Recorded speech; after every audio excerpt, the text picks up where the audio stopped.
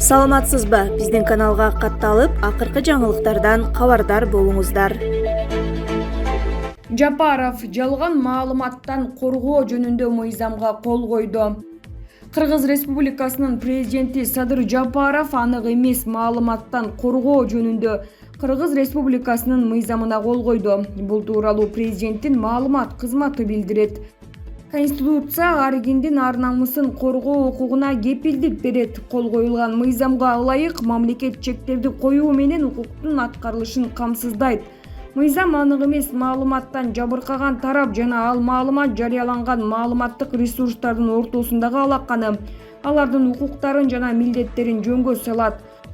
Муну менен мыйзам ар кимдин маалымат ресурстарына жеке кайрылуусу аркылуу интернет айнегинде таркап, чындыкка дал келбеген маалыматтын таркалышынан коргоого кошумча кепилдикти аныктайт.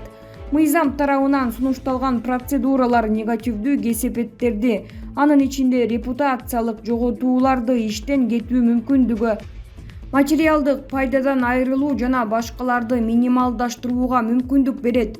Булак говори чекит ТВ. Суу Самырдагы жол кырсыгы 9 кишинин өмүрүн алды. Соңку бир апта ичинде Кыргызстанда жол кырсыктарынан 18 киши өмүр менен кош айдышты. Өлкөдө акыркы күндөрү автокырсыктар кескин көбөйгөнү байкалууда. Бишкек авто жолунун 201-чакырымында Суу Самыр өрөөнүндө 23 августта болгон жол кырсыгы 9 кишинин өмүрүн алды. Өзгөчө кырдаалдар министрлиги билдиргендей, Honda Step вагон менен Volvo үлгүсүндөгү машиналар кагылышкан. Окуя болгон жерде жан берген 9 кишинин 6 аял, 2 эркек, бири наристе жабыркаган дагы бир кишинин аты жөнү такталып жатат. Кырсык түштөн кийин болгон. Куткаруучулар каза болгондордун сөөктөрүн автоунаадан чыгарып милицияга өткөрүп беришкен. Маркумдардын аты жөнү такталууда. 16 августка караган түнү да балыкчы Ананьева Каракол жолунун коорумдуу аймагындагы кырсыктан 3 адам өлгөн, 9 киши ооруканага жеткирилген. 17 августта Бишкек Нарын Торугарт авто жолунун 172-чакырымында жүргүнчү ташуучу Mercedes-Benz Sprinter менен жүк ташуучу машина кагылышып, дагы 5 киши каза болду. Жүргүнчү ташып бараткан автоунаада 10дон ашык адам болгон. Каза болгондон калгандары ар кандай жаракаттарды алышты.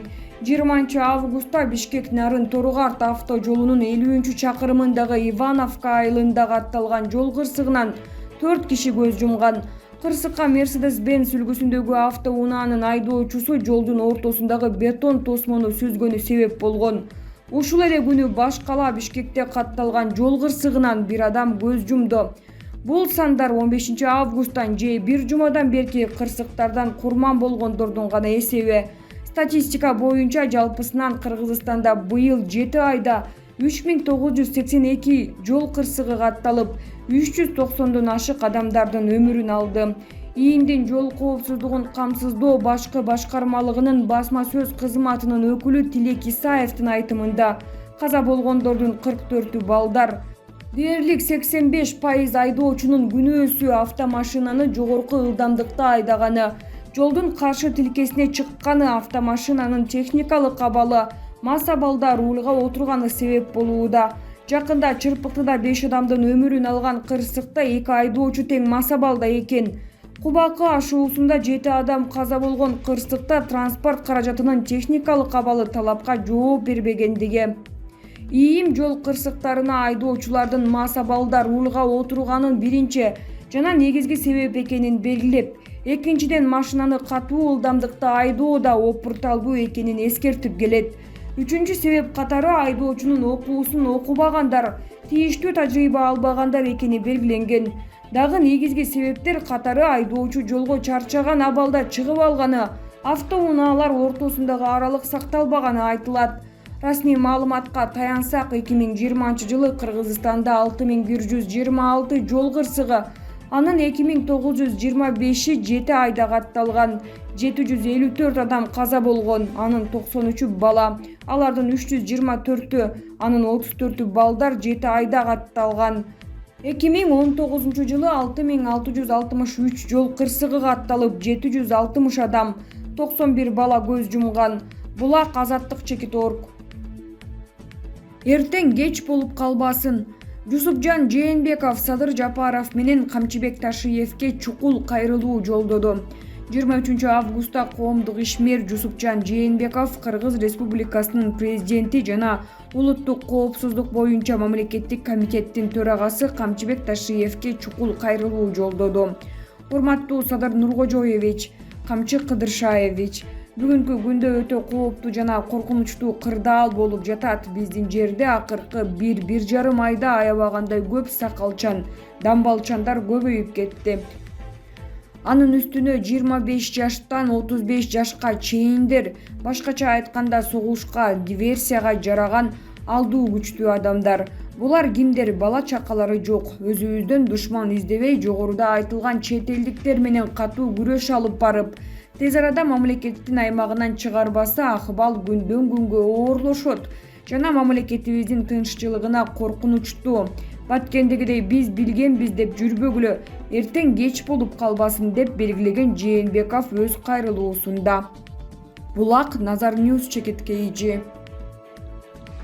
Түркмөнстанда өлкө тарыхында алгачкы олимпиадалык медаль уткан спортчу сыйланды. Эгемен Түркмөнстандын тарыхындагы алгачкы олимпиада медалын уткан Полина Гуриевага спорттун эмгек сиңирген чебери наамы, автоунаа жана баатир берилди. Бул тууралуу түркмөн басылмалары кабарлашты. Маалыматка караганда Гуриевага президент Гурбангалы Бердимухамедовдун атынан 50 000 акш долларын, Ашхабадтан 3 бөлмөлүү баатир жана Lexus LX 570 үлгүсүндөгү автоунаанын өлкөнүн ичинде вице-премьери Сердар Бердимухамедов тапшырды. Иш-чара 21 августта Ашхабадтагы олимпиадалык шаарчада өттү. Оор атлетчи Гуриева өлкө тарыхындагы алгачкы олимпиадалык медалды Токиодо утуп алган. 27 июлда 59 килограммга чейинки салмак категориясындагы спортчулардын арасында өткөн мелдеште Гуриева штанганы булкуп жана түртүп жалпысынан 217 килограмм көтөргөн.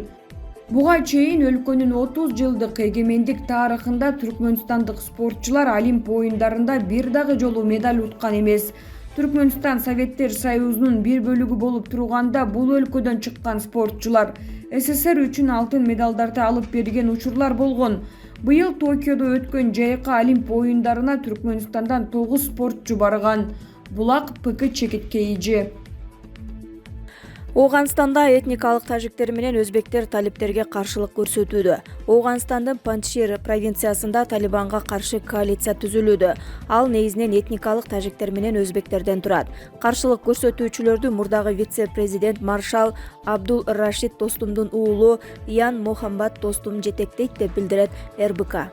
Ооганстандын Панджшир провинциясы талиптердин көзөмөлүндө болбогон жалгыз аймак. Ал жерде каршылык көрсөтүүчүлөрдүн лидерлеринин бири Талибанга каршы коалициянын мурдагы лидери Ахмад Шах Масуддун уулу Ахмад Масуд жана Ооганстандын вице-президенти Амрула Салех отурукташкан. 17 августта президент Ашраф Гани өлкөдөн качкандан кийин Салех өзүн мамлекет башчысы деп атап, согушкерлерге эч качан багынбай турганын убада кылган.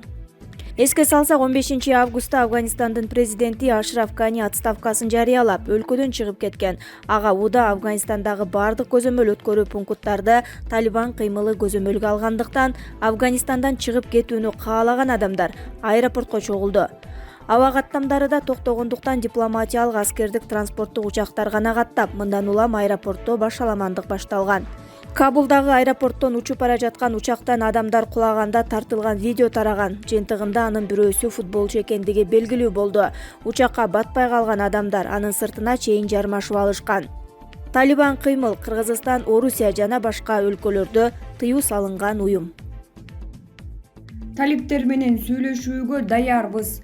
Талибанга каршы Панджшир провинциясындагы каршылык көрсөтүү согушкерлеринин лидери Ахмад Масуд Афганистандын жаңы өкмөтү менен сүйлөшүүгө даяр экенин билдирди. Биз саясий сүйлөшүүлөр аркылуу талиптер менен инклюзивдүү өкмөттү түзүүгө даярбыз. Бирок экстремизм менен мүнөздөлгөн ооган өкмөтүн түзүүгө жол берилбейт, деди ал Асхар Калавас гезитине. Каршылык көрсөтүү талиптер менен байланышты сактап турат, деди Масуд. Өзгөчө акыркы апталарда америкалык аскерлерди чыгарып кетүүнүн фонунда Ооганстандагы кырдаал курчуп кетти. Августтун башында талиб согушкерлери масштабтуу чабуулга өтүп, чоң шаарларды басып алып, 15 августта Кабулга киришти. Президент Ашраф Гани өлкөдөн качып кетти. Талиптер 20 жылга созулган согуштун аяктаганын жана башкаруунун формасы жакында белгилүү болоорун айтышууда. Булак анонс чекиткейжи.